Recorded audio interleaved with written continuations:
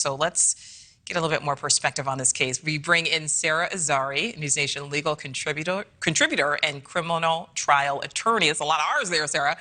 So great to see you. So we just laid out some of the details. I don't know if you've had a chance to look through all of these court documents. And of course, all defendants are presumed innocent, but the details in these documents are not good, to say the least. How would you go about defending this woman if she were your client? I mean, you can't make this stuff up, right, Nicole? And my job isn't always easy, but she does have a defense here. First of all, even though we have direct evidence, we have video evidence, and for years we've said, oh, video evidence is the best evidence. We're now seeing in the era of AI that there's such a thing as these deep fake videos. Videos can also be altered. I don't know about the reliability of the video, so I would want to look into that. I would want to look into the credibility of this victim husband who waited out a poisoning episode in Germany just to get to Arizona to seek help. And then he did this home lab testing, the science experiment, to find chlorine in his coffee. Well, you know, arguably chlorine also can be found in the water that was used to brew the coffee. There are things that I could defend a ham sandwich.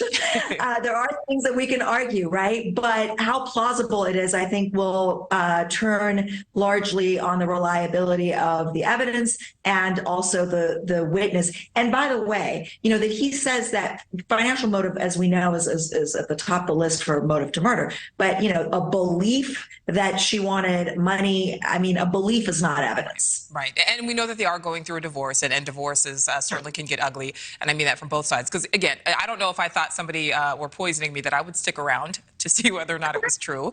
Again, all of these are just allegations.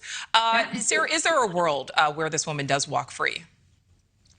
Look, walking free, I think, is possible, and it's how likely it is what we're talking about. I think it turns on lack of reliability of the evidence, context of the relationship. Maybe he was trying to frame her. I mean, that's also a possibility, and also his credibility. So I think, you know, once the defense starts to chip away at these things, there's a possibility she might walk. All right. So there's still, of course, a lot left to play out in this case. We are only at the beginning, but we have seen the same type of crime or allegations of the same type of crime a lot recently. There's, of course, that doctor, a dermatologist who's accused of trying to poison her husband.